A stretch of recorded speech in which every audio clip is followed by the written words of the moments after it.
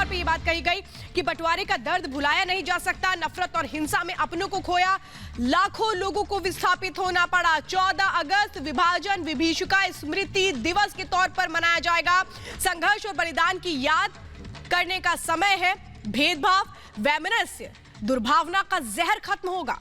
एकता, सामाजिक सद्भाव, मानवीय संवेदनाएं मजबूत होंगी। ये हम ट्वीट आपको दिखा रहे हैं। प्रधानमंत्री ने जो ट्वीट किया उसमें उन्होंने साफ तौर पे जिक्र किया, नफरत और हिंसा की वजह से हमारे लाखों भाइयों बहनों को विस्थापित होना पड़ा था और अपनी जान तक गंवानी पड़ी थी।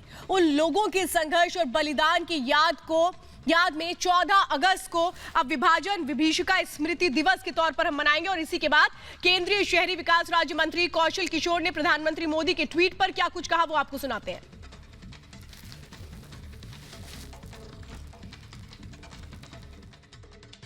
प्रधानमंत्री जी का जो निर्णय है 14 अगस्त, वास्तव में 14 अगस्त 1947 अगर देखा जाए तो वो एक काले दिवस के रूप में था।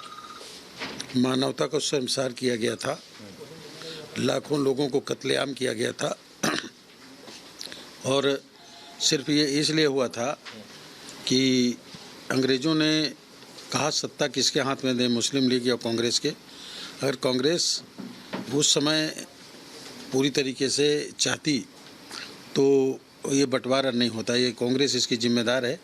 दोनों लोगों को सामूहिक तरीके से देश से अंग्रेज़ों को भगाने का जो आंदोलन 9 अगस्त 1942 को शुरू किया गया था, अगर वो एकजुटता बनी रहती पूरी तरीके से तो निश्चित तरीके से एक बड़ा देश होता और विभाजन नहीं होता और तमाम लोग जो मौत के घाट उतारे गए थे वो मौत के घाट नहीं उतारे जाते। इसलिए जो माननीय प्रधानमंत्री जी ने विभीषिका दिवस के रूप में मनाने का काम किया उसका हम स्वागत करते हैं। और विभाजन के जिम्मेदार कांग्रेस पार्टी है और उस समय चूंकि जवाहरलाल नेहरू जी प्रधानमंत्री बनना चाहते थे और इसलिए वही इसके ज़्यादा जिम्मेदार हैं। तो 14 अगस्त को विभाजन विभीषिका स्मृति दिवस, प्रधानमंत्री मोदी के ऐलान पर अब तेजस्वी यादव ने टिप्पणी की है। तेजस्वी यादव प्रधानमंत्री मोदी के इस फैसले की तुलना अंग्रेजों की फूट डालो और राज करो की नीति से कर रहे हैं।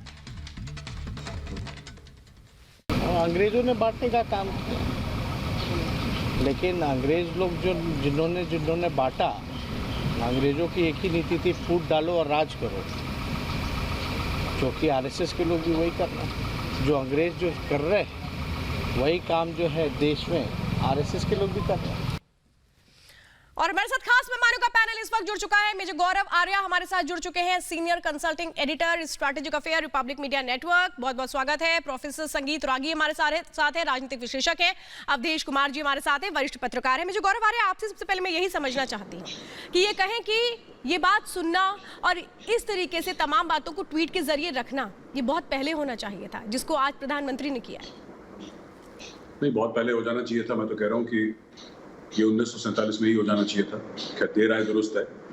श्वेता, मैं ये बात बताना चाहता हूँ कि जो टू नेशन थ्योरी थी, जो प्रधानमंत्री ने बात करी है घृणा की, जो द्वेष की बात करी है, जो लाखों लोगों के कत्लेआम की बात करी है, कितने लोग मारे गए उसकी बात करी है, और ये सब सच है। ये हिस्टोरिकली प्रूवन फैक्ट्स हैं, इसमें कोई बहस नहीं हो सकती। और टू नेशन थ्योरी थी कि हिंदू और मुसलमान एक साथ नहीं रह सकते, ये दोनों अलग सिविलाइजेशंस हैं, दोनों विचारधाराएं हैं, और अगर एक साथ रहेंगे तो कत्लेआम होगा, फसाद होगा, इसलिए बेहतर है कि ये लोग अलग हो जाएं।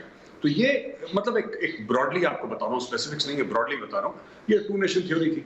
उसके पहले भी अगर आप देखें कि 1946 में 16 अगस्त, if I am not mistaken, अगर मैं गलत नहीं बोल रहा हूँ, डायरेक्ट एक्शन डे की बात थी, जो कलकत्ता में मास किलिंग्स हुई थी। तो ये तो बिल्कुल ठीक करा प्रधानमंत्री जी ने जो बता रहे हैं। जो 14 अगस्त था सिर्फ पार्टीशन की बात नहीं है, पार्टीशन तो सबसे बड़ा दाग है ही, खैर इसमें कोई शक नहीं है। लेकिन इसके अलावा श्वेता, अगर आप देखें कितने लोग मारे गए, कितने बलात्कार हुए, कितने बच्चों ने अपने माँ बाप को नहीं देखा, कितना दर्दनाक दृश्य था, और ये जबरदस्ती करवाया गया कुछ लोगों की राजनीतिक महत्वाकांक्षाओं को पूरा करने के लिए। एम्बिशंस थे लोगों के इसको पूरा करवाने के लिए, और अंग्रेजों ने भी फायदा उठाया जब देखा कि ऐसे लोग हैं। तो इन सब की मिली जुली जो थी, ये एक साजिश थी जिसकी वजह से ये काम हुआ है। और काला दिन, ये निश्चित रूप से काला दिन है श्वेता। बिल्कुल मेजर गौरव, आपने बिल्कुल सही कहा। जिस मुल्क की बुनियाद लाखों के खूनों पर रखी गई हो, उस मुल्क के वजूद में आने वाले दिन को तो शोक के तौर पर ही मनाया जाएगा। संगीत रागी जी, मैं आपसे समझती हूँ, इसमें तेजस्वी यादव को इतना बुरा क्यों लग रहा है, दर्द क्यों हो रहा है? प्रधानमंत्री ने सही बात तो लिखी है। देखिए, हमें अपने इतिहास को भूलना नहीं चाहिए। जो देश इतिहास रहता है वो भविष्य सुरक्षित नहीं रहता है। और प्रधानमंत्री जी ने बहुत अच्छी बात कह दी। अभी गौरव आर्या जी ने जैसा कहा कि ये बात सच है कि 1947 15 अगस्त 1947 को हम आजाद हुए, लेकिन उस आजादी की कीमत हमने क्या चुकाई। जब हम 14 अगस्त को पाकिस्तान निर्माण का ध्यान रखेंगे तो हमें याद जरूर आएगा कि इस देश में एक पार्टी थी, मुस्लिम लीग पार्टी थी, जिसके समर्थन में इस देश के करीबन 90% मुस्लिम आबादी थी, जिन्होंने विभाजन को स्वीकार किया था, जिन्होंने पाकिस्तान की मांग को स्वीकार किया था। और पाकिस्तान की मांग के पीछे जिन्ना का एक ही तर्क था कि हिंदू और मुसलमान दो अलग अलग सिविलाइजेशन है, हमारे प्रतीक पुरुष अलग हैं, हमारे धर्म अलग हैं, हमारे संस्कार अलग हैं, इसलिए हम दोनों साथ नहीं रह सकते। और जो कत्लेआम कलकत्ता की सड़कों पर हुआ, बंगाल में हुआ, डायरेक्ट एक्शन डे, उसके बाद कांग्रेस नेतृत्व ने यह तय कर लिया कि हमें विभाजन स्वीकार कर लेना चाहिए। और नतीजा ये है कि हम 10 लाख से भी ज्यादा की आबादी जो है वो इसमें इस खून की होली में खत्म हो गई। लाखों लोगों को अपने घरों को छोड़ना पड़ा, पाकिस्तान से भी छोड़ करके आए, हिंदुस्तान से भी छोड़ करके गए। लेकिन ये बात आज तक, ये तर्क, ये बात जो है वो यदि हमारी आगे की पीढ़ी को याद रहेगा कि एक ऐसा मुस्लिम नेतृत्व था जो 1924 के पश्चात भारत की आजादी से राठी जी, आप बिल्कुल सही बात कर रहे हैं। देखिए, सीधी सी बात है, वो दर्द किसने झेला?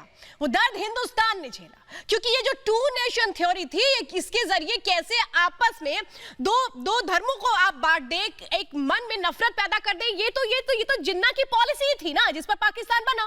और यही तो आज बताया गया। अवधेश जी, मैं आपसे समझना चाहती हूँ, यही तो बात आज प्रधानमंत्री ने कर दी कि वो दर्द, वो खून जो बहे, वो किस तरीके से लोगों को एक बहुत बड़ा दर्द देकर के गए थे। तो इसको तो विभीषिका दिवस के तौर पर ही मनाया जाएगा ना। श्वेता, पूरी दुनिया के इतिहास में, विश्व के इतिहास में कभी विभाजन में इतना बड़ा नरसंहार और इतने लोगों का पलायन नहीं हुआ। अलग अलग इतिहासकार बताते हैं, लेकिन मोटा मोटी आकलन है कि 10 से 30 लाख लोग मारे गए। उस समय भारत की आबादी आज की 1/4 से भी कम थी। 10 लाख लोग मारे गए। और 1951 की जनगणना बताती है कि 72,26,000 मुसलमान भारत से भाग गए और 72,49,000 हिंदू सिखों में से आए। यानी 1,45,00,000 लोगों का जो माइग्रेशन दोनों तरफ हुआ, तो उस समय अनेक विभाजन हुए हैं एशिया, यूरोप, अफ्रीका में, लेकिन ऐसा कभी नहीं देखा गया।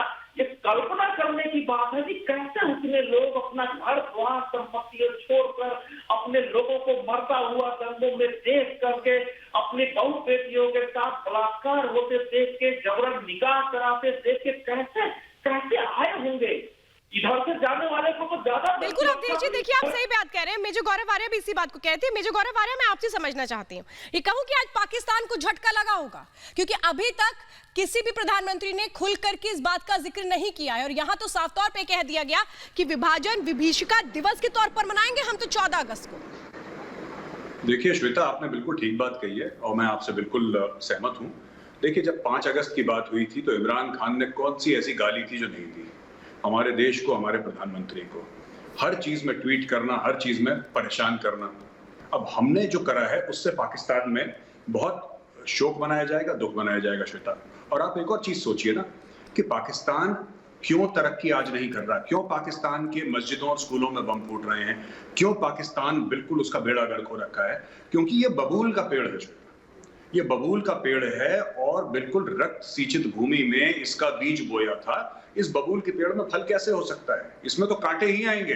तो इसमें कोई it's not surprising that Pakistan में ये सब हो रहा है। आप वो ट्रेन देखिए जो आप दिखा रही हैं, अपने इमेजेस दिखा रही हैं ट्रेन की।